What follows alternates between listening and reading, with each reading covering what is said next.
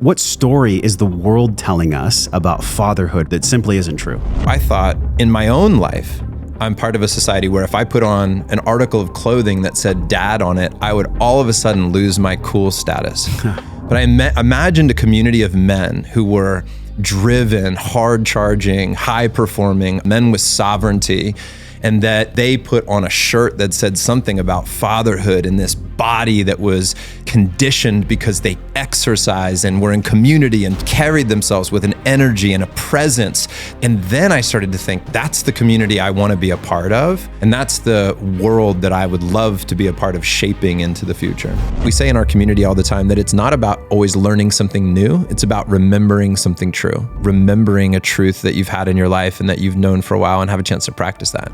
There's always time to become a better dad. And your best impact is still right now in this moment can be made with your kids no matter how old they are.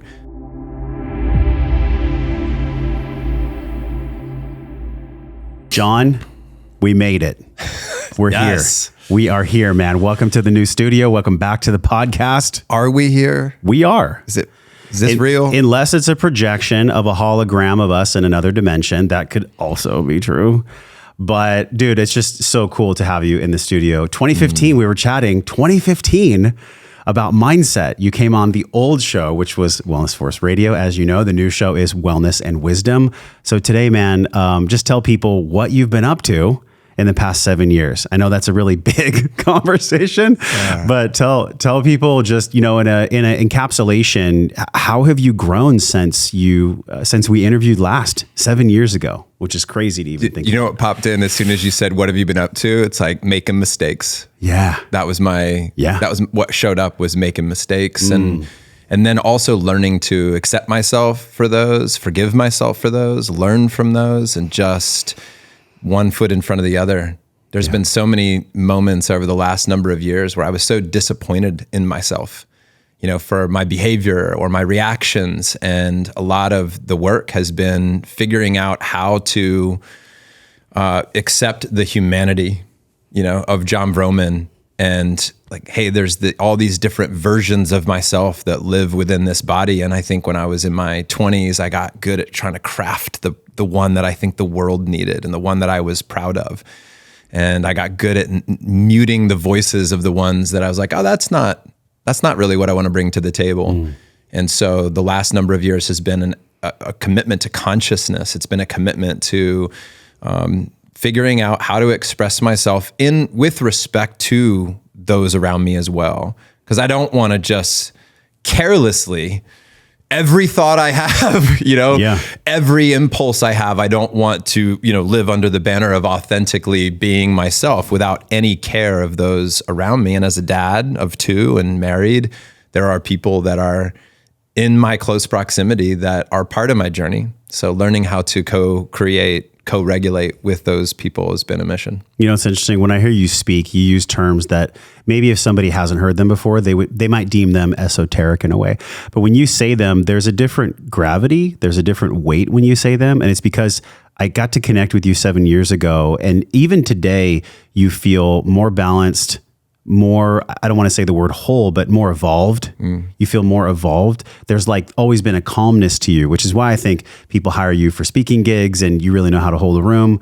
But I'm curious what you think has really come online for you in these past 7 years when you look at fatherhood. A lot of what I want to unpack with you today is what's the difference between a dad and a father? Because I think there is one. And I'm curious what you might say about that. But what has come online from a heart, soul, mission level for you in the past 7 years that maybe you didn't even know was going to come online, but you definitely have felt it? In other words, what qualities have you felt have really integrated inside of you as a man, as a father, as a businessman? Ooh, that's okay. I don't think you're going to be able to talk again for the rest of the show to try to unpack that. Let's go. Yeah, it's a lot. One thought, one feeling that comes up is there have been many rock bottom moments, and I've reframed what rock bottom is in my world. And rock bottom is also a foundation. Rock bottom is like the strongest foundation for growth. Yeah. And so what that means for me has been learning about my ego And I remember Tatiana, my wife of 16 years, coming to me years ago talking about ego. And I remember my internal response, like, I've done the work. I've read the books. It's not ego. Yeah. And I realized how much ego was wrapped up in that statement for me. And I believe that the real learning, the part of my growth that I'm most proud of is understanding that I have an ego, that I'm not trying to get rid of the ego. And if we talk about or agree to a term of like, well, what is the ego?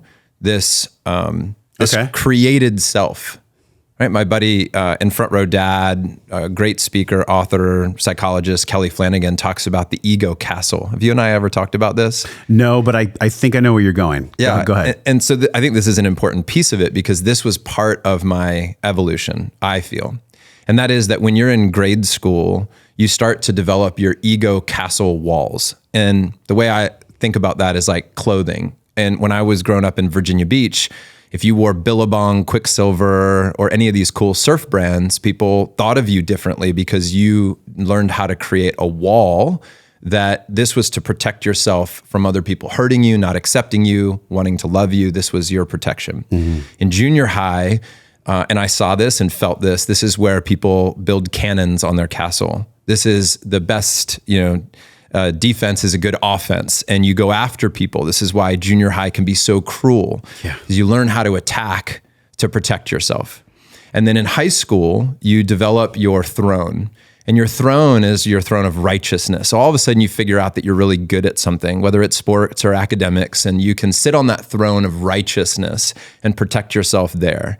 But all this ego castle is built throughout your life. We all have one. You're never going to get rid of it. You're not going to destroy the castle because the castle is built for war and it's ready for that. But eventually in our lives, we learn to let the drawbridge down and walk out and be ourselves. I think the ego serves a purpose in our lives. I think seeing the ego be developed in my children serves a purpose in their lives. I don't expect somebody to let go of all of their ego in a conversation. I learn to dance with it. If we let go of our ego, it'd be like literally dry white toast and water. Yeah, there'd be no spice to life. There'd be no Jon Vroman. There'd be no Josh Trent. So I'm with you so far. I'm with you so far. Part of the experience. So where the evolution for me came from was understanding that the ego is there. And then when the lights are on, I get to dance with that a little better. I get to understand Tatiana's ego and my children's ego. And that becomes part of the conversation. I don't know if you should be talking about your wife's ego. That's right. That's all I'm saying. Dangerous waters. I've never heard that metaphor. That is potent. Yeah. I love that because the best, and you're a storyteller, dude. You've been telling stories since you were in the back of the car and like a little kid. You used to entertain your parents, guests when they come over to the house. Like, what is it inside of you that loves this storytelling element? Like, what is it for you? Like, you're a born storyteller. Thank you. Yeah. I received that. You're welcome.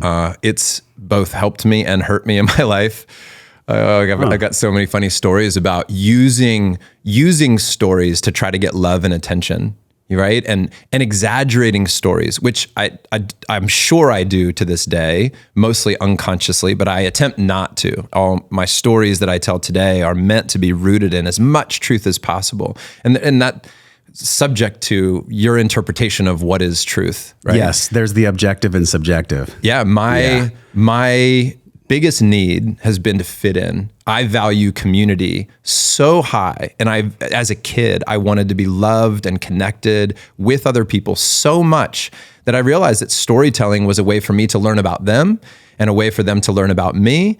And also I have a short attention span when it comes to like factual, transactional type information exchange. My nature is not one that hangs in on that. But when somebody's telling a story, I'm riveted. I remember early on, in my 20s, finding Tony Robbins and being blown away by how he taught through stories. Yeah. And I just found myself leaning in and truly transforming, and then wanting to be able to communicate the stories of my life, the stories of other people's lives, which is why I enjoy these types of conversations. We get to learn together. And that's really, it's all about connection for me. And I remember a mentor of mine, Paul Check, and my audience is probably like, dude, we've heard you talk about Paul enough. I've heard you talk about him. You haven't though. You got to hear this. one of the things in the old world, when the shamans would get someone who was sick in the tribe, they would come up and they would ask the shaman, hey, what's wrong with me? And the shaman would have 4 questions. When did you stop singing? When did you stop dancing? When did you stop spending time with yourself? And when did you stop learning and telling stories? Isn't it interesting that in the old world of medicine, storytelling was a medicine itself? Yeah. Because kids get it, adults get it. We all learn through the art of story. And I wonder, this is perfect. What story is the world telling us about fatherhood right now that you would actually like to change? Yeah. What do you feel around you that's story about fatherhood that simply isn't true? So I felt for a long time that whenever you added dad to something, you made it uncool. There's actually an author that I really like his work. I followed his, I loved his books. Yeah. And I saw a message from him one time on social that said, can we all just agree that if we add the word dad to something, it immediately becomes uncool? Oh, because he was referencing that he was getting a haircut, and the woman said something like, do you want a dad haircut? And he was like, that's going to become immediately uncool. Or even the phrase dad bod. Dad bod, Yeah. all of that.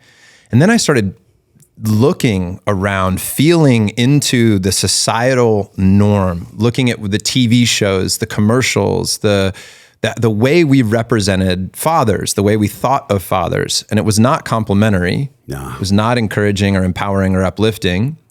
Everything was a joke. And then I typed in one day to Google dad space to see what were people searching for, what would populate.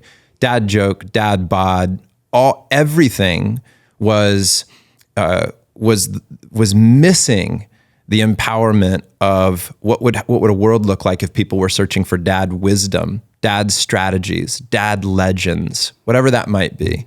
And I thought in my own life, I'm part of a society where if I put on an article of clothing that said dad on it, I would all of a sudden lose my cool status.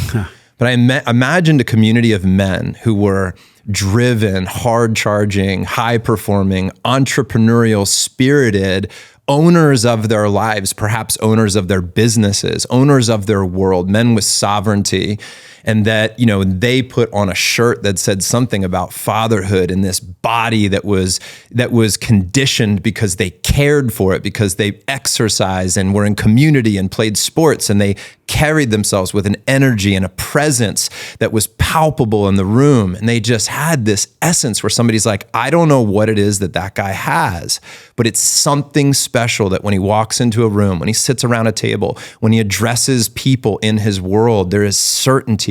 There is just a vibe with that person. And then I started to think, that's the community I want to be a part of. That's the group I want to be a part of. And that's the world that I would love to be a part of shaping into the future. Yeah, and that's where Front Row Dads came from, but maybe people don't know what that is, and also what even came before that, which is inspiring.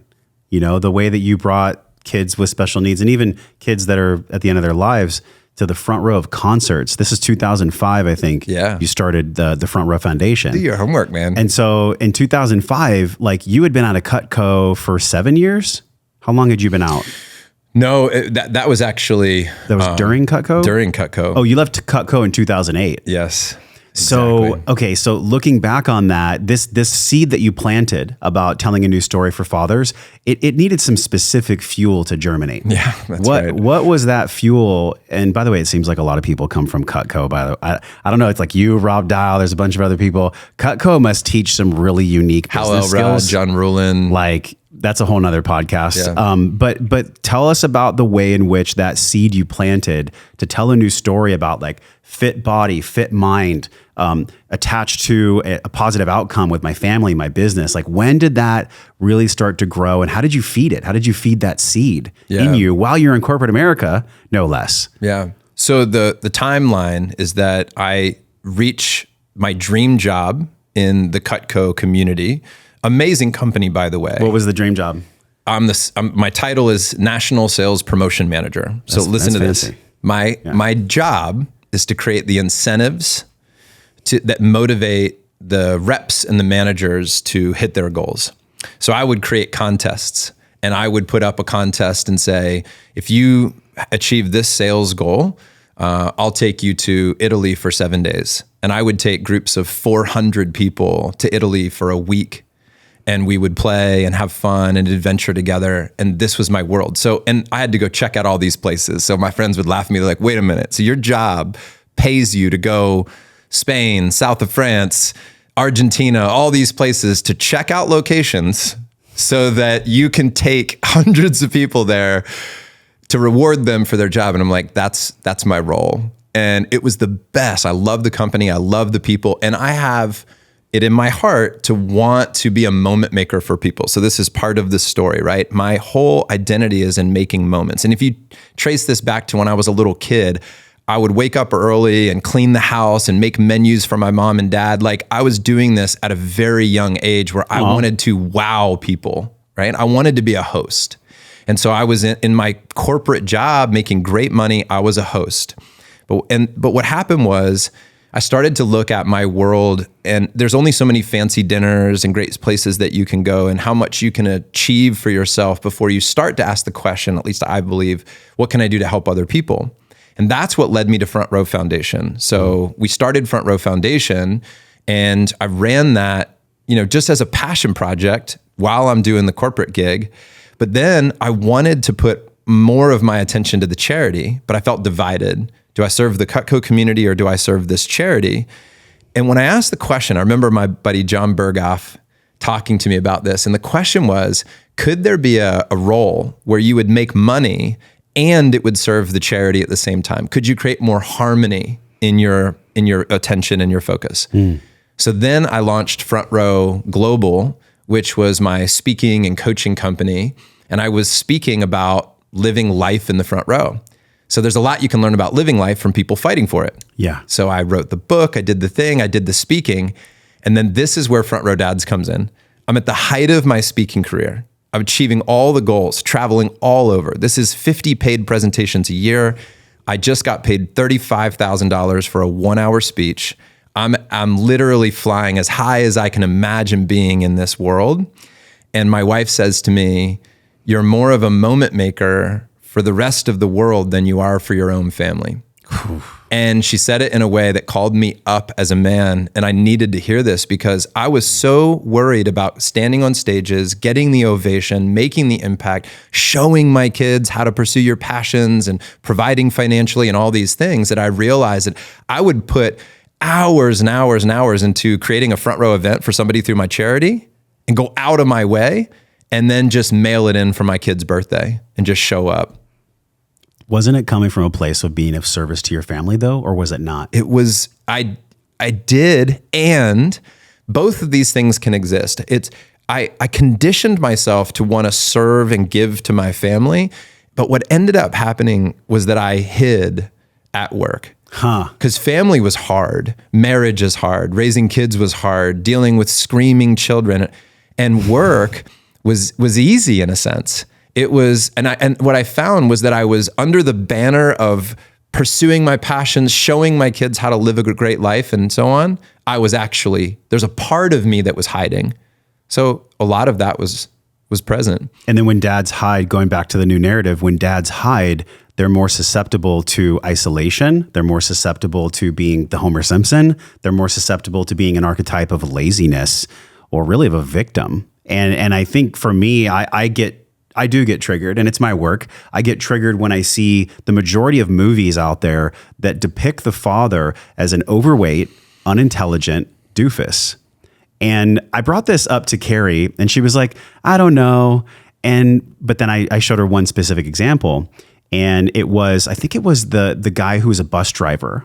There was a clip of a guy being a bus driver. I forget the name of it because I don't watch a lot of TV shows. And he was literally going to his wife, asking his wife for advice. And the wife was like demeaning him, and everybody in the crowd was laughing. Mm-hmm. And I was like, how could you watch this clip and not see the subconscious programming that's happening right now? Totally. This is not something we need to focus on. Obviously, whatever we focus on grows. But we do have to be aware of the issue and the problem. And so the story that I see around fatherhood right now really is about shaming dads to be more subservient and actually lose their masculine power. And I'm curious how you'd expand this. Oof. Yeah, gosh. This has been so much of my growth over the past year of understanding masculine and feminine energy and how it plays into my life. And the punchline the realization for me lately has been range. So it has been expanding my range of possibility, like really truly tapping into this openness, if you call that feminine energy, this receiving energy, what's possible, arms out and just letting the world give to you and fully receiving curiosity. That's a great energy for me. And I also thrive in the masculine, what I would call this driving energy, where I want to be in my car, going somewhere, focused with a direction, achieving. All of that is present for me. And how fast can I move back and forth between those energies? How can I accept those energies and play with them? And the big lesson has been about dancing for me. So I want to tie in a story here real quick that ties to this energy. So we went to Burning Man for the first time this year, my wife and I and our, some friends, and it was an incredible experience. The highest of highs, some very foundational rock bottom moments. It was we could do a 3-hour show just on this. But there's a piece of this that I think is really important, and that is that I've never enjoyed dancing in my whole life. Ever. I've never enjoyed it. I'm sure it goes back to some childhood trauma of being in junior high and like having this like at the dance and you're not doing it right. You're not the best dancer. I have a lot of memories around shame with how I move my body and confidently moving my body. Never enjoyed it ever. There's been a source of tension in my marriage because my wife loves to dance and I don't. I love watching her dance, right? But the dance has been a hard thing for me. At Burning Man, and again, we could go real deep into this, but I danced for the first time and enjoyed myself. And even somebody walked up to me and said, Jon, I've seen you on the dance floor before, or at least attempting to be. Something just shifted in you. There's a looseness to your body. There's a freedom that I feel coming from you. And I'm like, I feel it too, man. I'm doing it for the first time in my life. I feel the rhythm of the music. I'm in sync with the music. I'm not worried about how I look or what I'm supposed to be, but I'm truly dialed into the beat, to the rhythm, and I'm letting my body express through that. And I spent a lot of time in my head thinking through logically how things are supposed to work. And I feel that my expansion as a human has a lot to do with how I feel into my body and whether or not I give myself permission to do that. And there's one other piece of this story, which is that Sam, my buddy Sam Morris, walked up to Tatiana in this moment where she's having a lot of stress, getting to a part of the festival, getting to a dance that we're supposed to be going to. And she says, I'm going to be late for the dance. And Sam puts his arm on Tatiana's arm, or his hand on Tatiana's arm and says, Tatiana, this is the dance. And in that moment, I'm observing this is the dance. I'm like, that's it. Part of my energy in the past has been about, it's like I'm trying to win a game, right? I do this, I do that. Am I doing it right? Am I playing the game right? Am I playing by the rules? And so much of the energy has been in that space. Am I doing fatherhood right? Am I doing marriage right? Am I doing business right? And something shifted inside of me where I realized that what I really want to be doing more of is learning how to dance with Tatiana in our energies. I want to be doing more of a dance with my business. I want to be doing more of a dance with all my brothers and their energy, and seeing this dance as this push and pull polarity, and where the music's changing and the beat is changing and who's leading and who's following and what dance are we doing and can I fully express myself and be accepted by the community. It's in our dance, in our imperfect dance, where I can actually see you and you can see me. Yeah. Because I'm not thinking about how I should be. I'm just fucking being. Yeah. I'm just being. Like I got like some hair on my arm standing up right now because that's it, man. Like that's the trick. If there is a trick, that's the ticket. It's like whenever in my life I'm like, I have questions today, and we'll probably get to some. Maybe we won't get to any of them. Maybe there'll be something totally new that comes in, like it already has. But that's because I'm not trying to control it. And I'm totally with you. I'm totally with you because the reason we got rid of wellness force is because the etymology of force is about constriction. It's about, unbridled amounts of energy that really don't have any path unless you have the power or the peace to put them into motion. And so that's why we changed the show name, because I felt like I was out of fucking integrity.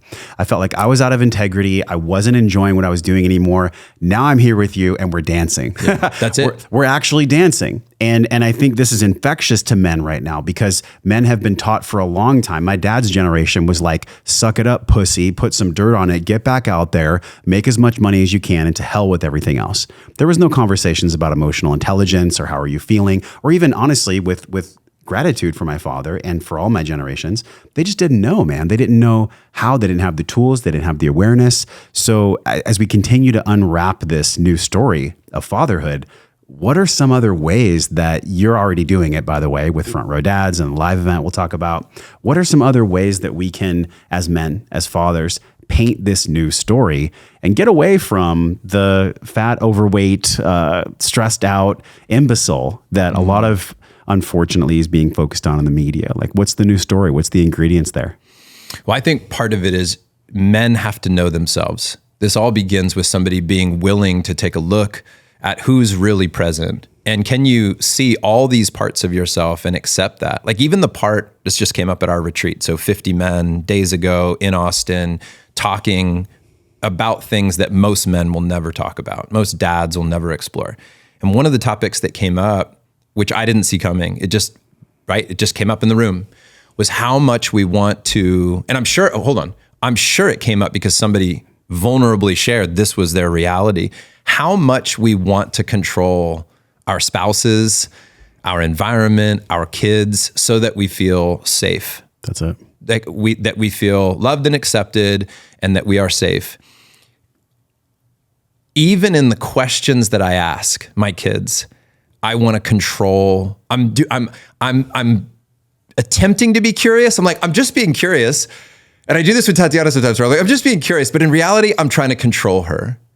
So a great example of this is I'm sitting on the couch with Tatiana and I say, so fucking true. I say, hey baby, and I try to be very transparent with my asks now. Hey baby, man, would you rub my shoulders? She goes, I want to walk the dog and then I'll come back and I'll rub your shoulders. And I know my wife is not great with time. She'll tell you she's not great with time. It's not why I fell in love with her. She just operates on Tatiana time. And so I have fear immediately she's not going to remember this and she's going to get lost in the moment. She's super present and she's just going to enjoy herself and it's not going to be mean or vicious. But I said to her, what time will you rub my shoulders? Now I'm doing this because I want to control her and I also want to be right. But I realize in asking that, I'm already trying to manipulate the situation so I can get my needs met. I could give you 1,000 other examples of how I do this, how I ask questions and share stories, because I'm trying desperately to control other people, to control my children, to control my wife. So much of this, like that level of awareness, I think is where all of this begins. So the ingredients that I believe is, first of all, a man needs to say, there are blind spots that I'm sure I have and that I'm unaware of them. That's why they're blind spots. It's not like, hey, I realize this sucks in my life and that's why I need to go join this group or listen to this podcast or go to this event or whatever. It's recognizing that actually you might not even know what you don't know right now. But if you have faith in community, if you have faith that by putting yourselves around other people that have honorable intentions, like we say, be a family man with a business, not a businessman with a family. That is a filter for what type of person we're looking to surround ourselves with. Which is on John's hat, by the way. I literally just connected that. That's right. So if you're watching on YouTube, FMWB is greater than BWF. Yeah. Family men with businesses is greater than businessmen with families. I like that hat. And this is what happened back in 2016 when we started Front Row Dads, was that I realized I was a businessman who happened to have a family. And what I really wanted to be was a family man with a business. I heard this great story about David Packard from Hewlett Packard. So wildly successful individual. And at his funeral, there was just a very simple picture of him on a tractor and it said rancher, etc. Now imagine how big that bio could have been from David Packard, this brilliant, wealthy beyond belief, massive impact, rancher, etc. And I thought, what would I want mine to read? And it would be family man, etc. And then I started thinking about all the bios that people have. And you look at their bios and it's like, accomplished this, did this, grew this business, scaled Kilimanjaro, double PhD. And by the way, they happen to be married and have some kids and lives That's true. That's actually it's like the the afterthought of it all. That's it. And I wondered what it'd be like to live in a society where somebody's like, hey, they're a family man, they're married, they have children. And when they're not doing that, they happen to be climbing Kilimanjaro and building this business and doing these things. What I hear from you is that there gets to be a gravitas on sacredness around being a father. Because look, I don't know your exact situation. I'm sure your dad wasn't perfect. I'm sure he did the best he could. Not perfect, yeah. Just like mine. And guess what? We probably will do that to our children as well. But the key is that we're here talking about it. And we're exploring it with curiosity. And I wonder if really that's the only missing component of the past that you and I get to embody now. In other words, in order for sacredness to be present, there absolutely has to be curiosity. Otherwise, the sacredness is lost. Without curiosity about what it even means to be a father, or how do we be great dads? How do we be a businessman and a family? How does it integrate? Without curiosity, what's the whole point of it anyways? And then the sacredness is lost. So 3 values of Front Row Dads. The first one is we call 5 whys, right? And this is just massive curiosity. And why is that? And why is that? And can we keep digging, right? This 5 whys philosophy. The second one is lead domino. It's what is the most intentional action that we can create that makes the biggest, most positive impact for our families, for ourselves, for our businesses, for the world. And the last one is rising tide. So it's understanding the value of community, communal drive, we call that. So that's really how we are reshaping, we see fatherhood and being a real man is through these core values as a group. And also something that we call 3 R's, which is first relationships, then come the resources, then the results. But first it's relationship. Yeah. If we get into a relationship with somebody and have trust and we have respect and you're committed to growing and I'm committed to growing and we're both committed to asking each other great questions and holding space for each other, we will then get targeted resources. Because look, you can go Google how to be a better dad and be buried with concepts and ideas. So we're not a content company. We are a community of men who want to have real conversations and get targeted resources. Because nothing's better than when I know your soul, when I know the depths of you as a man, and I can then ask the question that's targeted. I can give a resource, an introduction, build a bridge, whatever it might be, so that then you get the result that you're ultimately after. I think the power in that too is if you can actually customize something, which that word's thrown around, dude, customization. Yeah. If you can truly customize some kind of soul lesson or deep gift in community to a man, that man's life could be changed, and probably you've seen has been changed forever because they got the right thing at the right time. But there's a certain way that has to unfold. And you've done so many events now. How does that actually unfold for a man who comes into like a FRD Live? He is vulnerable, he's open, he's curious, he wants to be a sacred father, but how does that actually work when he's there? So the way that our events have always been structured is that we want something to spark conversation. So it's a question, it's a teaching, it's a framework, it's an idea. And that's shared so that somebody has something to then talk about. And I think that our evolution is always taking a look within first. So you always need ingredients of time to reflect, time to think. Men need space, and most men are not getting that space. They're just go, go, go, go, go, right? They're in routines, they're in patterns. Some of them are serving them, some of them are not. But when you say space, can you expand that? Because space means a lot of things. It doesn't mean going to the bar and drinking. Well, we were talking about this prior to hitting record of like the sacredness of space for my relationship with my girl. All right, everybody will enjoy this part because I'll talk about sex for a second. Sex is good. We like sex. It's always a fun part of the conversation. So the first part was that when we would create space in our bedroom, that was a very positive step forward for our sex life. I put a lock on the door. She felt safer and she would open up more because we were able to lock ourselves away from the kids. That was like step one. But then I learned that when we went away, when we went to a hotel, even if it was 5 miles away, that distance that we would create even more safety for her, even more comfortability for her to be just in her massive, feminine, beautiful self, and that I would be able to like enjoy that part of her. And then I figured that if we went out of state, it got better and better the further that we went. And Tatiana said something really brilliant about our relationship, or actually about the 5 love languages relating to our relationship, which is the 6th love language is space. That one of the pieces for her is not just, physical touch or gifts or affirmations, or it's actually space.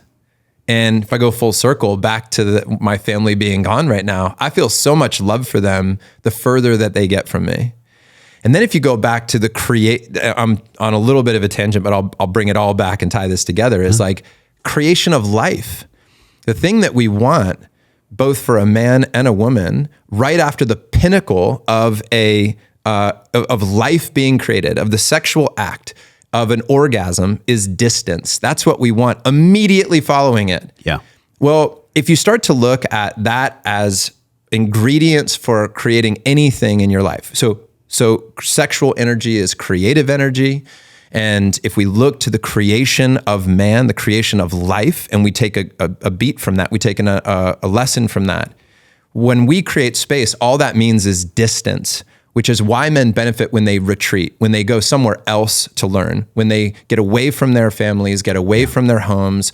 The further you can fly sometimes, the better, right? Creates this emotional distance, this physical distance. And then in the event itself, we tried to create space in the room where we're not just talking at men constantly. Listen to this. A lot of events that you go to, and I'm not attacking them, it's just not our style. It's like, hear this, write this down, take this note. But at our events, we try to create space to say, all right, you heard something, now process that. Here's some silence. Here's some time. Yeah. And then also here's some conversation with another guy who's going through something maybe similar or maybe something totally different, which is what you really need to hear.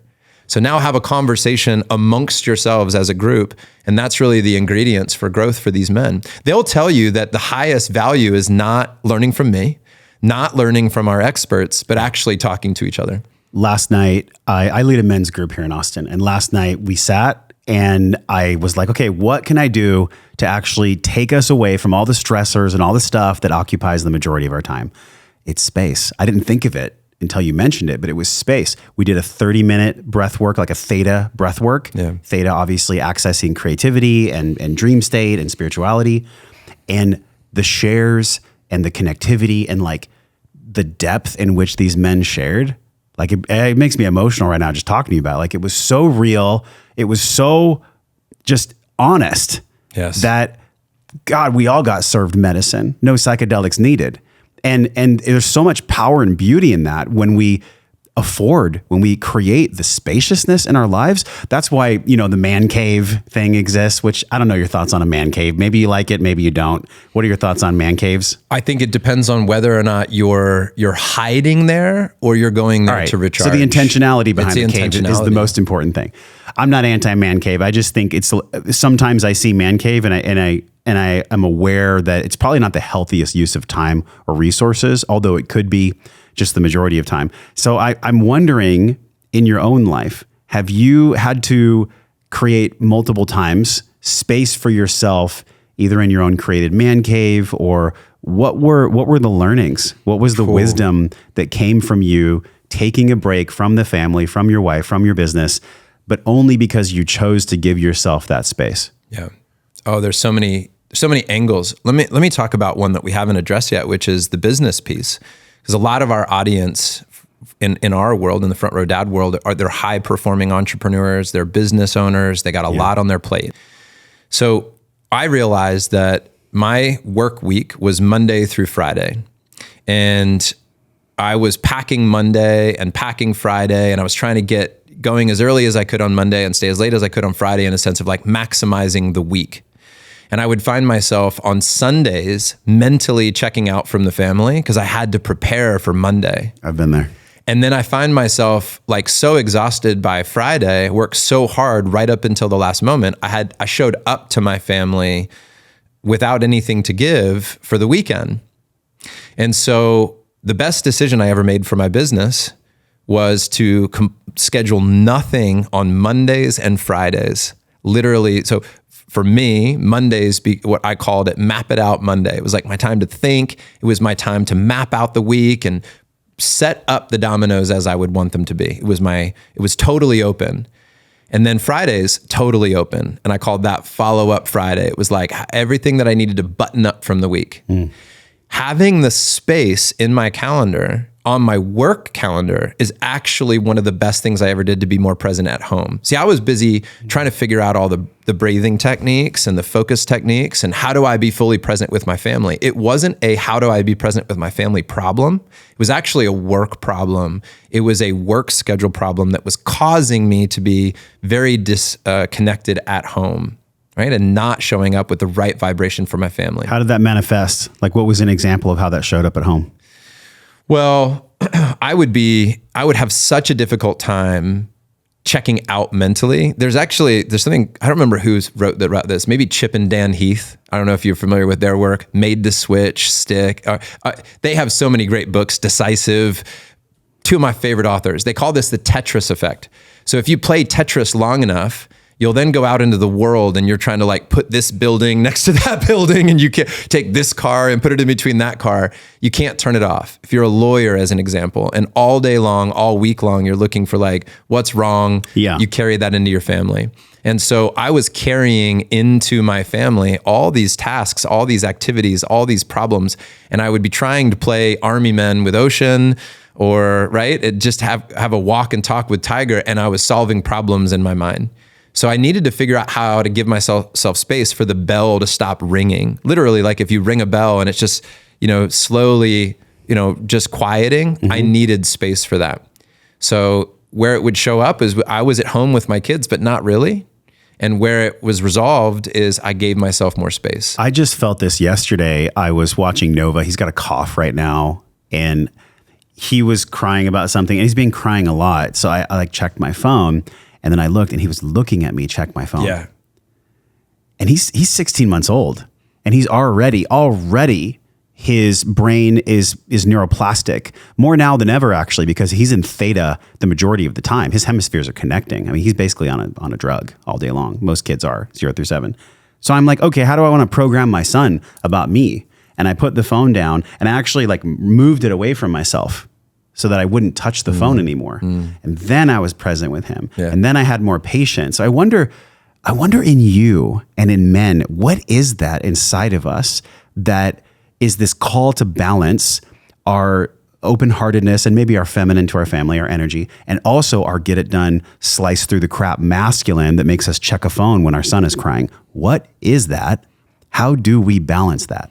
Yeah, and you'll hear, I have enjoyed the way that people approach this over the years, whether they're literally a show dropped today with a guy named Matt Sharp on our podcast who started Kid Strong. Do you know this? It's a franchise model. Oh, aren't they here? It's a gymnastics and strength for kids. They've now got 50 locations. They're doing really great. Good for him. Yeah, it's going to be awesome. Yeah. But he talked about work-life blending. It was a term that he used. I've heard people talk about work-life integration. Or work-life balance.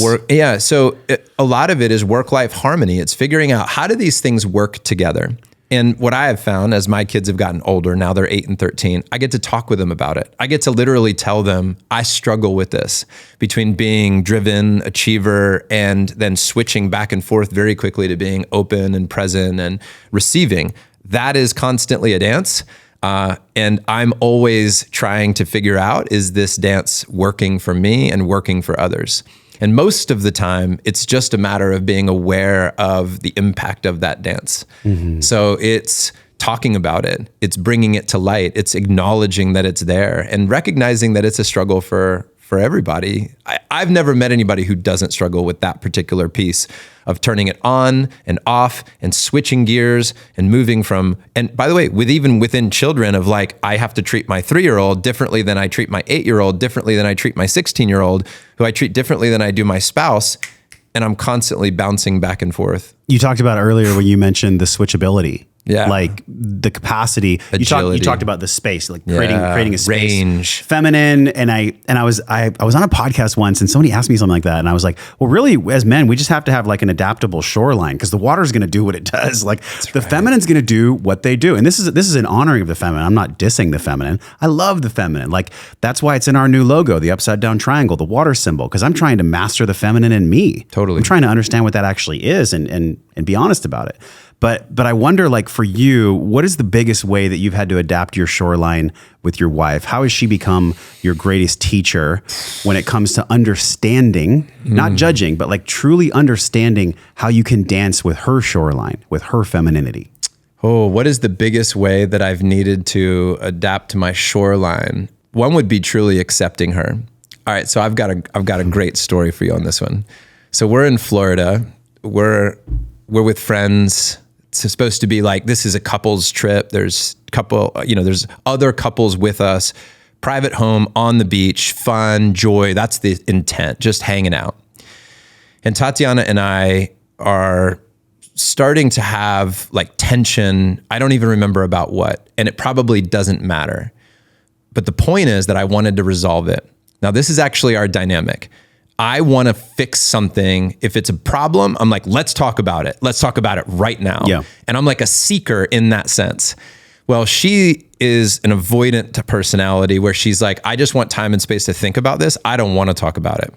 The more she pulls away from me, the more I go after her. Like, don't pull away from me. We got to fix this because I can't handle my emotions unless we fix this. And I don't want to feel bad anymore. So I'm starting to panic that if we don't fix this shit, then we've got a problem. Yeah. So that's our dynamic. And I've learned about that dynamic over the years. The harder I charge at her, we got to fix this, the more serious I get, the less interested she's in. I am right there. You are literally describing Carrie and I to a T. Yeah, this is so it. I resonate. So listen to this. People. This is so good. So I say to her, can we go for a walk on the beach? Can we go for a walk and talk? And she says yes. In hindsight, she should have said no. She'll tell you that. Her work was she should have, looking back, said, I'm not ready for the walk. But she actually did it because she wanted to try to just get it over with. So she walks out on the beach with resentment already. We start walking and I'm like, I have to get this off my chest. I have to talk to you about something. And as I'm talking to her, sharing this really serious, so I think, thought, she bends down and she picks up a shell. And I feel offended by this because I'm like, I'm opening up my heart. I'm being vulnerable. This is what I'm supposed to do, right? You want the truth? Here it is. And she bends over and she picks up a shell. And I'm like, she's not paying attention to a thing I'm saying. I let it go. I can feel it, but I don't say anything. We start walking. I'm telling her this really deep thought that I'm having. It doesn't even matter what the thought is. I couldn't even tell you what the thought is. It was just felt deep and serious. She bends over, she picks up another shell, and then I say something. I'm like, babe, and I do what I think I'm supposed to do, what therapists would train you to do. You just, hey, sweetie, it feels really bad when you pick up shells, right? So I'm doing the right thing. I'm doing marriage right because I'm supposed to do this, right? It feels really bad when you pick up shells. Feels like you're not paying attention to me. Would you please just give me your undivided attention? If you give me 5 minutes, I'll be done. 2 minutes later, she bends over, she picks up another shell, and I just fucking lose it. And I'm just like, are you fucking kidding me? You know, just like, really? Seriously? What? You can't, like a couple of minutes? I literally asked you just for your, I freak. My nervous system is totally dysregulated. And I'm like, I just leave her on the beach. I'm like, I'm done. I don't want to talk. I leave her on the beach. By the way, that's also not a good thing in our relationship. Her father left when she was very young. She had a lot of pain and trauma around men leaving in her life. I leave her on the beach. I go back. Thankfully, I have a coaching call with my coach at the time. Nathaniel Chakin is his name, by the way. I don't know if you know Nathaniel, but amazing dude. So powerful. This was the perfect timing because we start talking, and I am convinced, by the way, that I'm right. I'm convinced. I asked for the walk. I was very calm. I expressed myself. I told her this bothered me. At the end of the day, there's a lot of ways you can look at something. She was wrong. She was picking up shells, and I specifically asked her not to. That is disrespect in a relationship. I can't deal with this, and I'm expressing this all to Nathaniel. Nathaniel says, so Jon, she didn't tell you with her words that she didn't want to listen and participate in this conversation, but was she telling you with her body? And everything just lit up for me in that moment. That I had made my world of words more important than her world of being in her body and expressing all of herself through her body. And if I would have been more aware, if I would have understood my wife more, if I would have understood all the various ways people can communicate, not just with your words, but with your body, I would have been able to say, I can tell she's not into this conversation right now. Her body is telling me. And because I know my woman so well, I will just hug her and love her and give her space until she's ready for this conversation. And that is an approach. I'm not saying even that's the right approach. It's one other approach. And so where I've had to adapt my shoreline and where I've had to learn how to evolve as a person is in situations like that. That rarely is the biggest evolution in our relationship where I'm like, she needs to change and then she does, or we need to change. Almost every time I can go back and trace all the stories to I changed and had a massive transformation and brought that to the relationship. Every single time I've experienced. And that story hit me so hard right now. I actually just need to take a breath. I mean, that was like, yeah. That story hit me because the avoidant, anxious trap is something that we've talked about in depth on this pod. And I remember John Gray telling me the best possible thing you can do isn't to in any way complain or be negative or tell your woman what you want or make demands. It's actually to look at yourself. And if you were dating you, if you were with you, how would you want to be that would elicit or that would motivate, that would inspire naturally without you forcing it, your partner to want to give you what you're calling for? And like, that's it, man. That is 100% it. Carrie and I just went to this 4-day training. It's Rewire training. And then we actually 2 people from the audience joined us, which was amazing. So I love this element of community because I'm the same way with you on that. I love that. Like without community, what are we even doing? Anyways, one of the biggest things that came from that is she shared about her brother, her father, and specific men that had really wounded her in the past. And I say that with respect, right? So I got to see all the ways in which in our relationship that I paid the price for that. Yeah. But it's because I love her. And so we do this work so that she sees my stuff, I see her stuff. And then I can be, this is the key, mindful of it. I can be mindful that when she's acting in a certain way, almost like Tatiana picking up the shells and her body's uncomfortable, it's not because she doesn't love you. It's not because Carrie doesn't love me. It's because those are subconscious programs that are still wanting to be released. They're still wanting to be let go of. And I think if the conversation continues, and I wonder how this conversation continues at your events, how deep do men go at your event when you talk about unconscious programs and the ways in which we treat our women or we get triggered by our women that we honestly don't even know? It's unconscious incompetence. We literally don't even know we don't know. So can you expand that a little bit? Yeah. I've enjoyed having feedback from members where they would say, you know, in the first 3 hours of being at this retreat or this event or whatever it would be, I've gone deeper and had more meaningful conversation than I've had with my 3 best friends over the last 10 years. That to me is the best compliment to our community. This morning, I was with Justin Donald and Hal Elrod for our band meetup. So for years now, we get together for 2 hours every month and we go deep in deep conversations around parenting and marriage and all the things. And this morning, one of Justin was telling me about a guy that he brought to the last retreat, and that he said how blown away that guy was. Now, this is a guy, by the way, with, you know, massive business success. I'm talking, you know, massive business success. Okay. And he was like, he's dialed in that world. He's a hero, right? He's a legend. And he was like, there were things that came up at that event that were revealed to me about who I am, how I show up to my marriage, how I'm showing up as a dad or not showing up as a dad, that literally have changed my life. He immediately signed up for the next event. Here's a guy who's surrounded constantly by other epic human beings, as our society would say, but it's just not the focus of conversation for most men. So what they'll say is, this just isn't something I get to talk about a lot. And it's not, here's what it's not. It's not men getting together and bashing their wives. In fact, I'll take you behind the scenes for a moment. We did have a 1.5 hour long group conversation about marriage at our last event, because many of the men would tell you that in order to be a great dad, you've got to have your marriage dialed in. Yeah. And one of the guys said, it was Kelly Flanagan. That's who it was. Author of Lovable, new book called The Unhiding of Elijah Campbell. Amazing book. But Kelly, who's a respected psychologist, who came to an event, by the way, as a speaker, and then joined our group.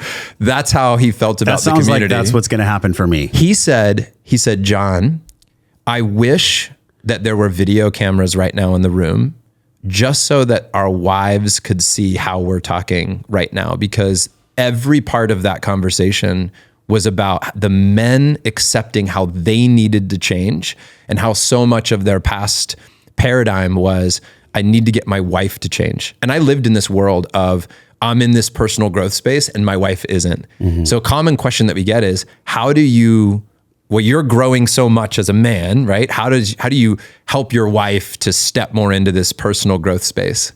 And it's always about having her change. How do I get her to listen better? How do I get her to behave differently? Her to evolve, right? And this conversation was 99.9% focused around how do we evolve as men so that we can show up differently to our marriage. Where's our responsibility? And not that we're responsible for them. We're not trying to take responsibility for their part. Both people have to accept or can accept 100% responsibility for themselves. Mm-hmm. But our conversation is not how do we change our wives, it's how do we change ourselves. It's not even how do we change our kids. So much is not like, how do you get your kid to do blank, blank, blank? It's how do we show up differently that might influence the chemistry of our homes. That's what's so fascinating, man. You are through the art of story telling exactly what Hawkins tried to explain of power versus force. Yeah. You're doing it through story. Because I think about how many times in my life experience, and even now I catch myself doing it, where I try to force a situation, like you had asked her, like, hey babe, I'm curious exact what time you would massage my shoulders, right? like there's little subtle ways that force comes in, but real power only comes from peace. Yeah. That's why, like Joe Biden with like the red lights behind him, there's nobody behind him. Leaders that are afraid, tyrants that are afraid of any kind, they have to have their back against the wall because they don't trust their back. They have to have all their servants and their subjects in front of them. And I look at my life and I'm like, okay, where am I afraid to have my back not touching a wall? Me, myself. And it's definitely in ways where I want Carrie to show up in a certain way and she's not. And I've caught myself going into the mind frame of, well, if she would just change A, B, and C, then I would be okay, which is an absolute false narrative. It's complete bullshit. But in the moment, my ego that's not integrated, that's asking for integration, it comes up and it says, how do we get her to change? Well, the biggest thing that I could ever do in my life is ask this question. Can I be at cause? Can I be at cause for her being a certain way? Because if I'm at cause, then I'm empowered to change it through my own behavior without expectation or forcefulness of her changing her behavior. And there's fucking magic in that. There is like, dude, so great. There is so much power in that, because that way of being comes from my peacefulness. Yeah. It doesn't come from me trying to dominate her, or even with my son. So I'm curious how that displays in your own life. Oh, so Tatiana said to me something recently that was so great. So, okay, we come back from Burning Man, connecting all these dots, right? And I have this personal, what would I call this? The whole vibration of my body changes when I come back. And here's why. I realize that I'm in this dance and I start playing with energy. I remember saying to myself, oh, the whole thing right now for me is just an energy play. It's an energy dance. I'm going to dance with that energy. And I'm also not gonna make all these things about me. I'm going to totally just focus on my energy and see how that interacts with other people's energy. I'm just gonna play with that. And so Tatiana was having a couple of moments where she was getting triggered And I just stayed so centered, so playful, so at peace. I didn't take anything personally. I remember I was like, Jon, just feel into your own being and allow that to just be present in the room, but not as a manipulation, not as a, right, I'm going to win this exactly shit, but like, I'm just going to stay there and see what happens. And dude, every time I would try to, like in the past, tell her, here's how to handle the situation here, right? Like I would try to logic my way through it. It would almost make it worse. And there was a couple of times after, in the last couple of months, she came to me and she goes, you know how I know, Jon, that you are really stepping into your king? She calls this version of me, this king. And she's also super blunt. So she's like, I don't like the whiny bitch version of Jon Vroman. But when you're in your king, she goes, you're not affected by my little, sporadic, unhinged Tatiana. She goes, and I find myself immediately being attracted to that, calming down, because you're just so rooted in who you are. And that's what it became for me, was how do I root in my energy? How do I become sovereign in my being? And then allow for that to be present for other people, but not to control it, and not be attached that if she didn't regulate that something's wrong. You're like, oh, I guess I wasn't rooted enough, and go back into judgment and like, well, that shit didn't work. Jon said that would work. And I was, and she's still blah, blah, blah. But literally try to be committed to myself and unattached from what other people are doing in their journey. Well, what you're talking about is advanced ninja tactics. That is like the man on the mountain with the long beard and the white cape. I mean, that is truly spiritual enlightenment.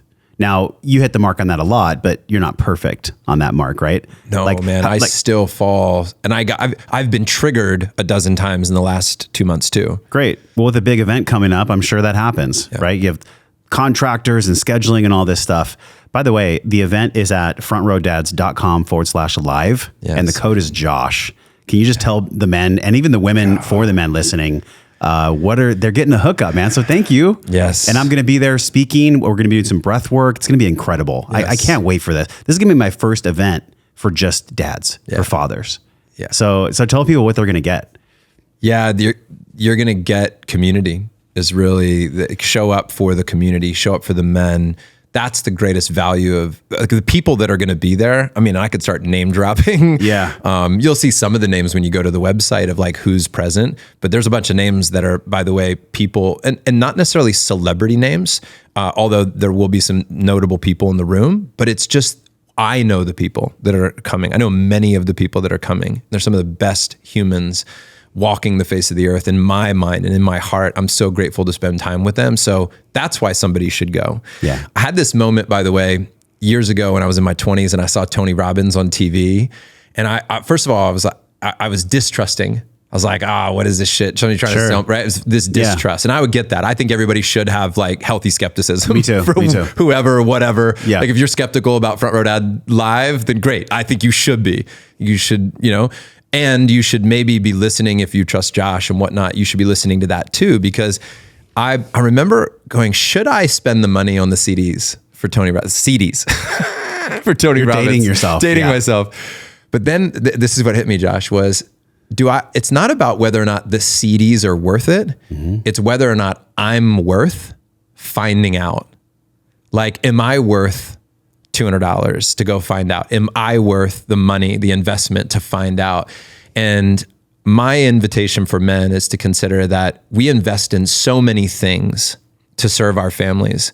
And you could just run through the list of material things to things we provide, the home, the food, the education. A lot of those things don't bring the investment we think they will. Right. There's so many things that are questionable in that sense. And, when you talk about investing in yourself, giving yourself the space to work on yourself so you can work better in your family, similar concepts apply to our business, but most men will invest thousands of dollars into their business, right? To learn how to be a better leader for the books, the coaches, the whatever. Many people will do that, the personality tests, etc. Yeah. They'll do that for their teams, but we haven't created a cultural norm where we do this as a dad. We think that all we're supposed to do is like show up at the dinner table and everything's gonna be okay, right? Or if we just show up and it's like, well, if I just love my kids, you go, that's a great foundation.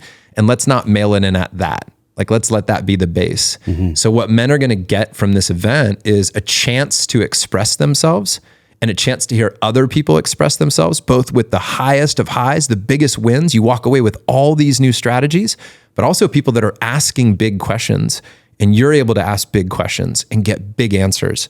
That's what's going to happen there. That's my favorite thing to do in the world, hence why we're here at this table. Exactly. The biggest questions hold the biggest learning. Yeah. But sometimes the wisdom can be fleeting because people don't integrate what they've received. So I'm sure there's a way that the men can integrate what they've received. Yes? Yeah. Of course. There's I mean, it's baked into the event. We want people integrating before they leave. But the other part of that is that the community element is what goes with you. So the friendships go with you, the follow-up conversations.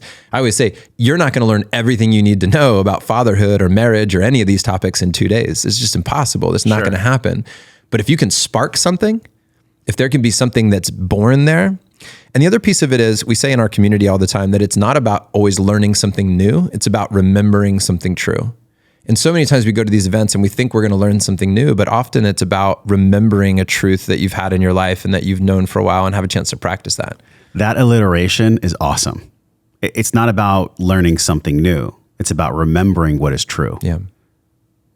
Like, let that land, because I can't even imagine if our fathers or our grandfathers would have had this. Like, can you imagine, just try this on for a sec. What if your father, on both sides, your father-in-law, father, what if all the fathers and all the grandfathers could go to an event that just asked big questions around sacredness and fatherhood? How different things would be, and would you and I even be here doing what we do? It's kind of a paradoxical question, but what do you think about that? I think it's wonderful that what I find is that most generations build on the other. My dad would say that his dad never even told him that he loved him, right? Sure. Never gave him a hug. My dad will hug me, but it's kind of an awkward hug. And and I had this conversation, by the way. It's like the ass out. A couple months ago. Yeah. There's a lot of space in between. I literally, if my dad's listening to this, he'll appreciate this. I was in a lake house in Wisconsin where we've been fishing since I was a kid. And I stopped in the kitchen. My dad's given me permission. Props to my dad for this. He said, is there anything we need to clear up? Anything you want to say? What a powerful question from a dad. Before it's too late, is there anything we need to talk about? I thought that was so good. And I initially my response was, I don't think so, man. We're pretty open, right? We talk. Yeah. And I was standing in the kitchen and I was like, you know what, Dad, there is something. I want to teach you how to hug me. Here's the type of hug I want to receive. I don't want this butt out space in between. Like, I want you to bear hug me. And I want you, and it was like, thank you for telling me. And I grew up where this is not normal for me. I'm going to have to work on that. Yeah. And not because I don't love you, but because it's just not how I was brought up. The willingness, the desire, the opportunity for him to even entertain learning how to give you a proper hug is fucking awesome. So great. Like, it's so beautiful. Just the fact that he'd even do that. Where do you think that even came from in him? Like, in other words, where did he learn that? Yeah, that's a great question. I think we've helped each other over the years. He's taught me a lot, and he's learned to learn from me as well. My dad, by the way, is in mid-70s, got his black belt in his 70s, like still very much wanting to make the most of his life, and has known about Front Row Dad since the beginning. But this year he reached out to me and said, I want to officially join Front Row Dads because I've heard you say that there's always time to become a better dad. Mm-hmm. And your best impact is still right now in this moment can be made with your kids no matter how old they are. So this is not for men who like have kids in their in diapers. This is not for men who just have like unruly teenagers. This is an event. We've got guys in our community that have grown kids. We have men in our community that have grandkids. And I think that's awesome because you start to see the generations and the wisdom of a few years being passed down to some of the newer dads, and the newer dads keeping the older dads inspired and youthful and with purpose. It is a wonderful community of many different types of men with some single dads that are there, some men who have many children, some with one child, some with children just on the way, in the womb. Mm-hmm. So lots of different people. Well, that's really beautiful timing for me because Carrie is pregnant with our second child, which is amazing. Yes, man. So and we're going to do it old fashioned this time where we don't know the gender. Oh, which is cool. I mean, it's true kind of cool. surprise. Of course, the man in me is like, well, how can I manipulate her to tell me the gender? Like, how can I find it out? But I'm just rolling with it. And the reason I say that is because when you pitched the idea to me, I was like, yeah, like there was no ambiguity around whether or not I should go. And then when you asked me to contribute, it was even more of a stoke because I thought about like all the events that I've done things at or that I've spoken at. There was always some type of not always, but I have to use my language carefully. A lot of the times there was like an agenda that I felt from the person. And with you, it's just like you're an embodiment of your work. It's tattooed on your arm. And I really appreciate that about you. Like you own it. You really own your business, your fatherhood, your contribution. And that's not the case for everyone. So I just wanted to acknowledge you for that. And that's why I'm excited to go, to speak, to participate, the breath work, to have all of us from the community come and join me. Like, frontrowdads.com/live. The code is Josh. Like, thank you, man. So just wanted to lay that on the table. Yeah. And I want to reflect something to you too, that I would say off camera, but on camera feels right too, because I want your community to hear this. I've been able to witness you over the years. And, again, you started this by talking about our first recording was 2015. And so I think sometimes it's easy to not listen to your friends' shows because you're like, well, I know him.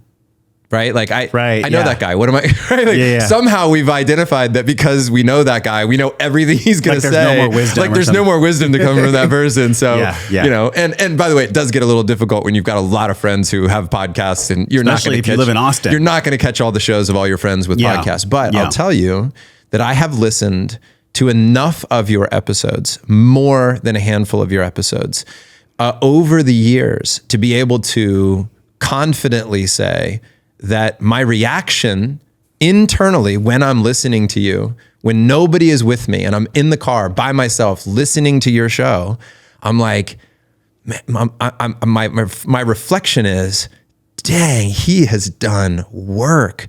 Josh has really done the work. Yourself, the way you speak, the level of curiosity and the level of wisdom that you bring to the conversations. Like that's what kept coming up for me. Josh has done the work. He's doing the work. Not that it's over, but you have truly explored from your vision quests and like tough work, big work, courageous work. It was really inspiring to me to see you step into this version of Josh and to reveal and to shed perhaps a little bit, to dance with your many archetypes and to understand your ego and like the confidence that you bring and the value that you see in yourself and your conversation that you're bringing to the world. Like, and I see the attraction to you from the thought leaders in the space to those who are learning in the space, brand new. I see the attraction and I'm like, oh, it's so fun to watch somebody like own their life in the way that you do. So from somebody who's had a front row seat to your world for a number of years, I wanted to tell you that. Man, that makes me emotional. Thank you, dude.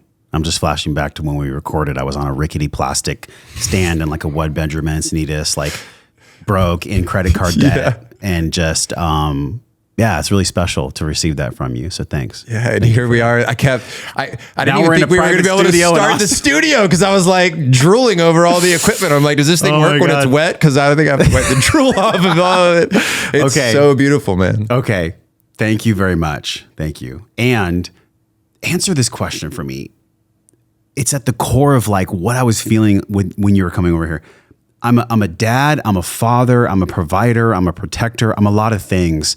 And etymology is important because words can be spells, right? You came back from Burning Man and you're like, I'm just going to play with energy. Well, words are from our voice box. Our body's 90% water. So if we're emitting words, we're casting spells. When you hear the word dad with all of your work in the world, when you hear the word father, what's the core difference between being a dad and being a father? What does that actually mean? Well, I can't help but to reflect what I've heard people say, which is that, anybody could be a father, but not everybody could be a dad. And I think that there's something to consider about that of like, you can perhaps make a child and be called the father of that child, right? Even the DNA would prove that to be the case. But to truly be a dad, and I don't necessarily subscribe to that. Like, I think that we're playing with definitions and words, but if it gets us to think, if it helps us to explore in ourselves and in other people, what does fully present look like? What does showing up look like? That is, for me, when I take now hundreds of conversations or thousands of people that have contributed to this dialogue, being fully present is really at the core of all this, showing up. And when you think of one person actually asked me at a retreat 2 or 3 retreats ago, Jon, I don't even know why front row dads.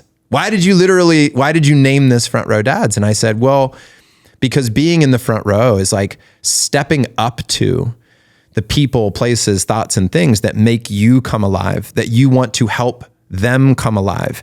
It is a proximity topic. It is stepping into their space and their world and also lifting them up, because we put, as a society, a lot of attention in don't be on the sidelines, be in the game. And that's actually part of the challenge if that's your only angle of being in the game. Because look, I love to be in the game. I love to play the game. I want to be on the field.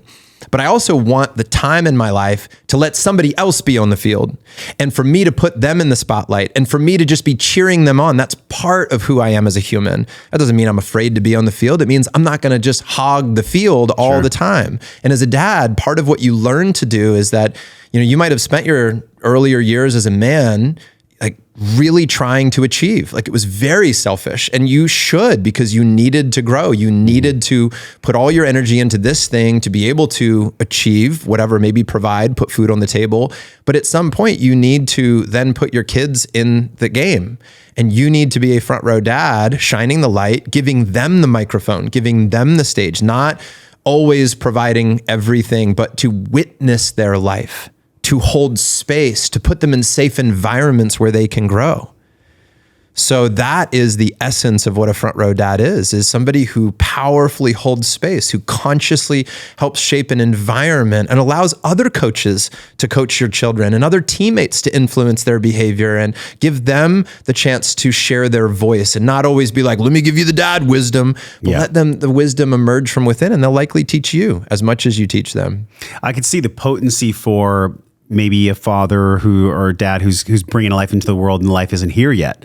Like if your wife is pregnant or your girlfriend is pregnant, or you've never been shown how to be a father because maybe your father just didn't have the skills. Like, this seems like a beautiful capsule, like a container. People throw around that word like, oh, it's a safe container. Yeah. A container is only dependent on the intention and the person that created the container. Otherwise, it's just like a leaky sieve. It's like when you drain pasta in a sink or something. We need examples. We need modeling. Yeah. We need a true model. One of the things that I love about all the different types of people, and I had this experience recently where I realized that every person is just a possible expression of who I am in my core. Every piece of them is an expression of what's potentially existing within me. The things that make me angry about people, that's because there's an unresolved issue within myself, a part of me that I'm unsettled with, which is why I see them and it bothers me. Yeah. Right. And all I want are examples. I want examples, and I want for those people that I see, that I witness, to help me earn the right to learn about those things because I was privileged enough to see it. And I think that whatever you see in this world, if you listen to this podcast, you're listening for a reason. If you watch something in the world and it bothers you, that might mean something needs to be changed. If it inspires you, that means something needs to evolve and change. But, that this event and being around people like you and all the other men that will be there are infinite examples of possibility. And that is the fun thing to play with. And not all of it will work for you. Sure. But some of it will. Ever since I was a little kid, I always, when I found out something was possible, I just fucking chased it. Yeah. I didn't care what it was. Like, I remember when I learned from John Lee Dumas in 2014 about podcasting, and I sat on it for a while, and I was like, well, he doesn't seem that much smarter than me. And then I started to stoke my own fire about what was possible. And I wonder in your own life, have you ever butted up against a moment where you knew something was possible? Maybe it was even the creation of the Front Row Foundation or Front Row Dads. I don't know, probably. And you had to call forth something way deeper inside of you. Yeah. What was that moment, and how did you do that? Oh man. So yeah, go back to the start of Front Row Foundation. That actually started when one of my very good friends at the time, Jamie, I remember where I was standing. I was in his neighbor's backyard by the pool. And I said to Jamie, dude, we should run a marathon sometime. Like almost just like something you would just say, because somebody said something about running. Who knows why you say it? It was literally just a statement. We should run a marathon sometime. And then Jamie goes, dude, we should run a double marathon. And I said, I'd never even heard anybody talk about this. And then he explained to me that there are people that run ultra marathons that are longer than 26.2 miles. Nope, I'm good.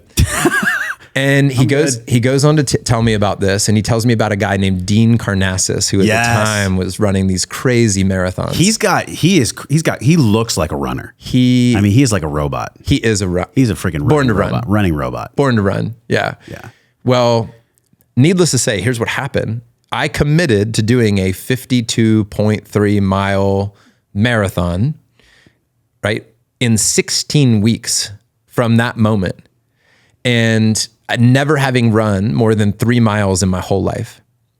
And that was the first time that I remember not only looking at Dean, because I read his book then and started to study people who had run these great distances, but to realize that there was something within me that was being born in just the possibility of this.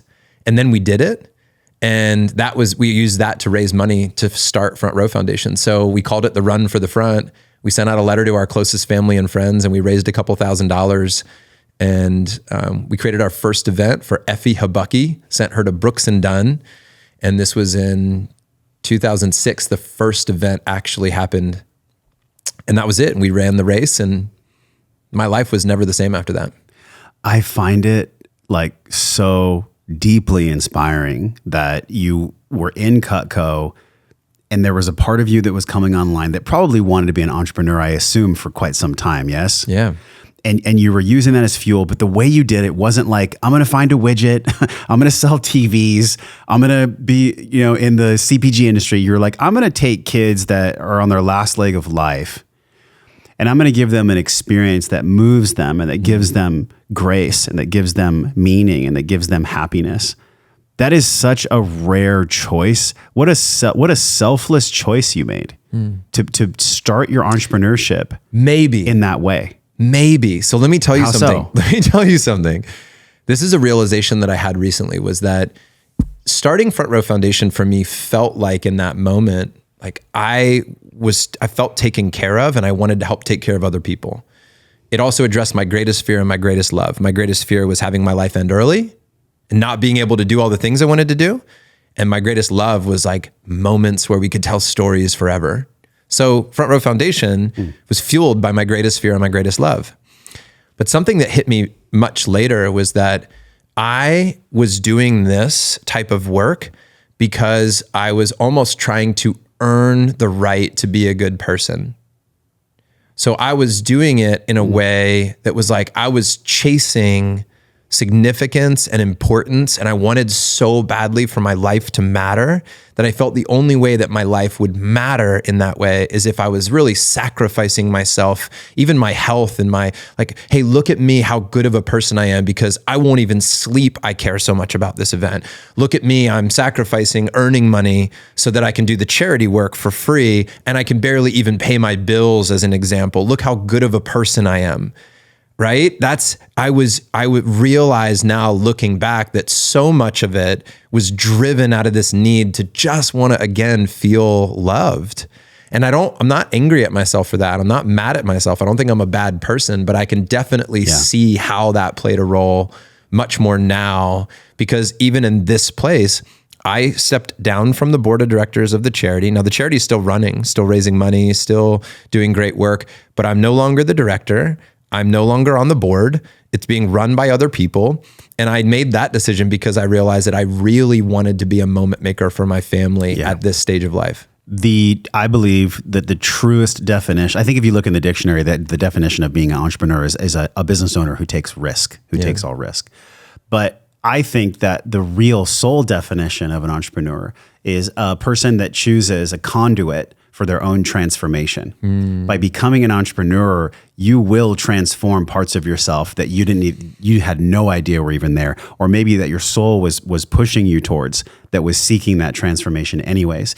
Has anybody ever looked back and been like, oh yeah, now it's clear why I made those choices, or it's clear why I did what I did, but it was because I had the level of consciousness and the level of awareness at that time that really was driving me the whole time. I just didn't know it. I didn't know it. Yeah. So that part of you was seeking healing, it feels like. That part of you that wanted love, that wanted acceptance, was seeking healing. And that's what actually made you found the Front Row Foundation. Dude, can we talk about this for a second? Because healing was big for me this year. And so much of my life, so I'm 47 now, and so much of my life has been about, you look great for 47. Thank you, brother. I mean, come on, y'all. He looks good. Can I acquire the skill to do the thing? So much of my life has been about that. Can I acquire the skill, the strength, the focus, whatever it might be, to do the thing that I want to do? Can I learn how to set a goal and reverse engineer and be in relationship with people along the way and make moments for myself and other people? This year, a concept came up in Front Row Dads about healing, and this is perfectly all being brought back together with the dance. So much of my life, Tatiana wanted to bring me out on the dance floor with her.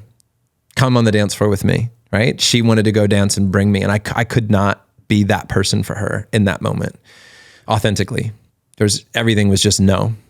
And what I realized was that she wanted to teach me the dance, and even like structured dancing, like let's learn this type of dance. Can we take dance lessons together? Can we, all you have to do is do this. Let's go to ecstatic dance. And it was all about teaching me or enticing me to get on the dance floor. What was really happening was I had a broken leg. Not literally. I'm talking in my soul. Yeah. I had a broken leg. So this is what happens where we try to get people to do things like our kids or spouses, whatever. We're like, come do this thing. If I give you enough incentive, enough motivation, if I give you enough pain to move you, you'll do this and you can do this. And we're focused on getting them in the environment. You're going to have so much fun. The people that are there, all the sales pitch that we could possibly give, shaming them if they don't, whatever. I needed to heal my leg. Again, not literally, but in my soul, I realized this year was not about learning another framework that would help me achieve more. It was about understanding the healing that needed to happen in my heart. Shit that came up this year for me was I realized I'm a burden. One of my beliefs is I'm a burden. This was new for me at 47 years old. I realized how much this has directed my life, how it affects how I deal with people is I'm a burden. I never want to be the one to be like, John's so unconscious. He didn't even realize he was the last one here. We didn't even want him here. I would always leave parties early because I'm I don't want to be a burden. I don't want to be a burden for that person. That came up when I started dealing with, I'm not doing it right. I'm a burden. All these pain that exists in my life, that healing started to happen, and then I could dance.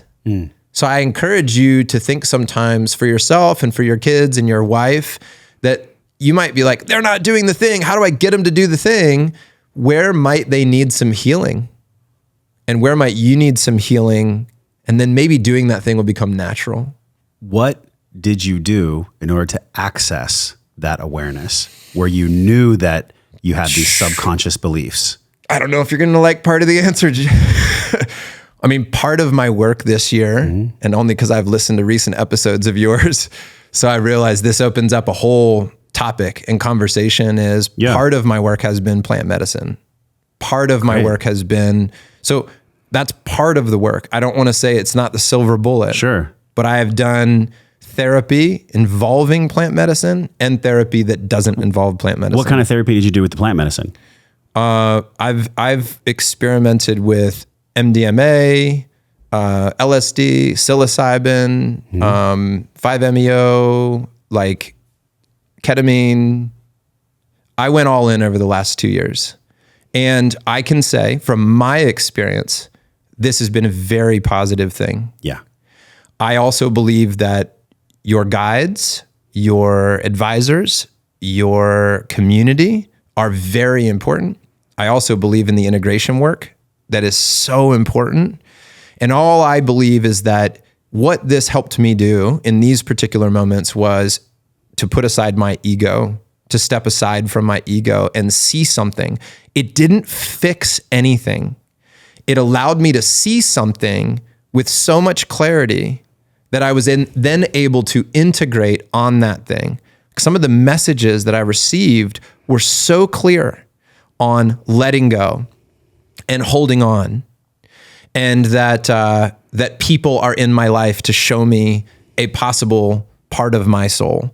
These things were so clear that now I get to integrate in day to day. I don't think there's actually a need for me to consistently and constantly do it as some type of rhythm, but I believe that you do need to be called to it. I believe you shouldn't be sold into it. I believe you shouldn't be pushed into it. But for me, there was no stopping me. I was going to do this. Nobody was, I sought it. I was seeking it out to the point to where, I was making this happen in my world. Mm-hmm. So I give credit to like my work with Nathaniel. Totally, this is sober, conversations. My work with my counselor, Laura, all the reading, all the conversations. We've never done plant medicine at any Front Row Dad event. These were all things that I was experimenting with, but with the goal of what is it that I don't know? Yeah. And I remember at the end of one of these experiences, looking at my guide and saying, I understand now why you do this work. And there is nothing I've ever experienced in my 47 years on this planet that somebody could articulate what just happened to me. That's so powerful, man. When I have gone into ceremonies, and it could be plant or breath, I have always asked one thing. And actually it's a strong one. Mm. And it is, I prayed to God, and God has many forms. So I'm saying this to whatever God you believe in, or however you define God. And I asked God, what do I most need to learn? And how can I be most humble to learn it? Mm. That's it. So good. Like that's my ask. Because in that there's again space, right? Yeah. There's like Tatiana says, the sixth language is space of love.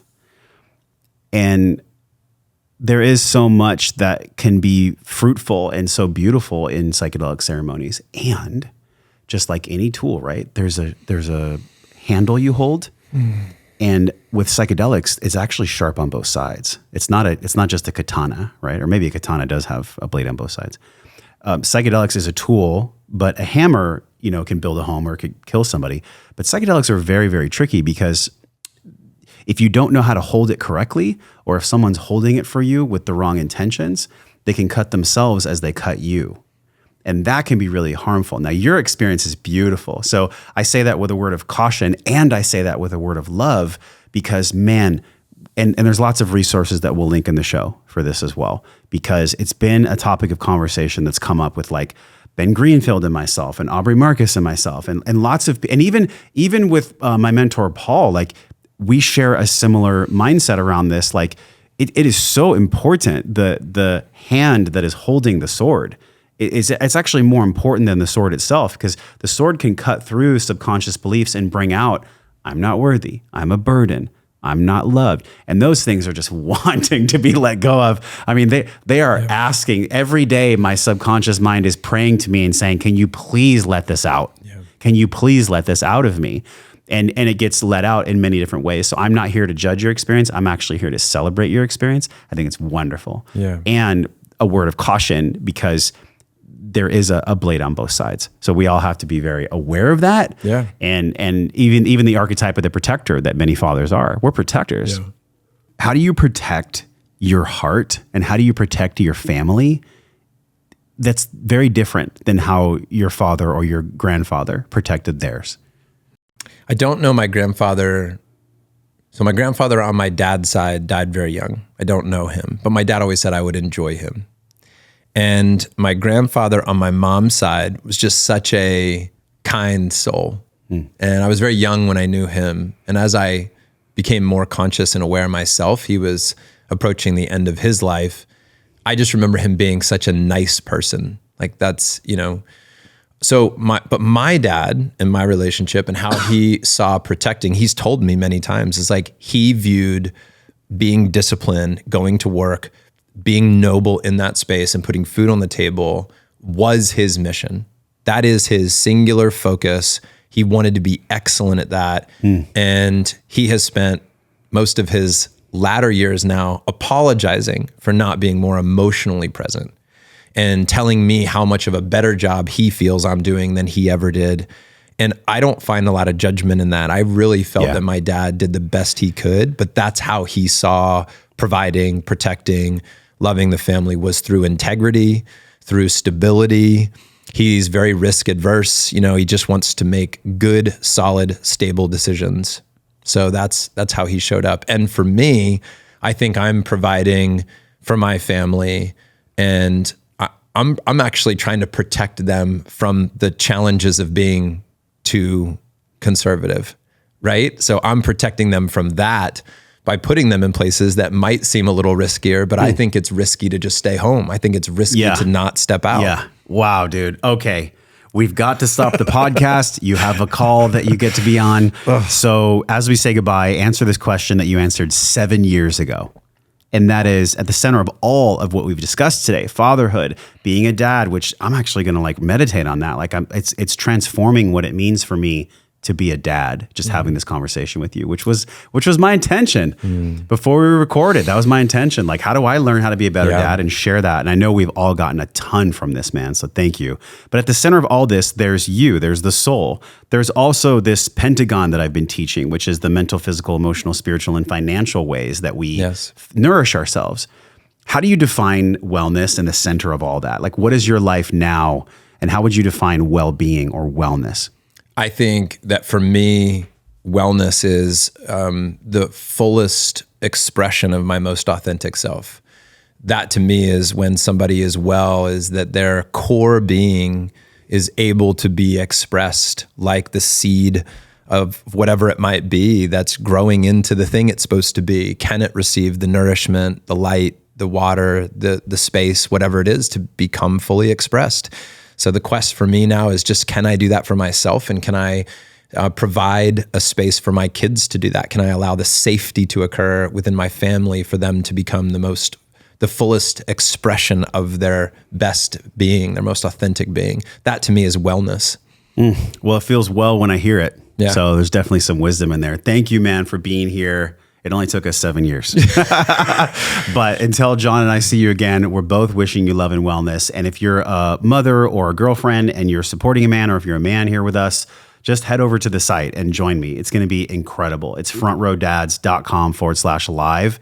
And the code is Josh. So thank you for that. I don't know what the discount is, but we'll link it in there. We'll take care of it. You've really taken care of us today, man. So appreciate you so much, Jon Vroman, for coming on the show. Thank you, brother. Hey. Thanks for watching the podcast. I appreciate you being here. If you haven't done so already, click the subscribe button and the little notification bell so you never miss any of this free weekly content delivered from my heart with care right to yours. If you love this video, you'll love any of the videos on this page. Just click the one you want to watch next.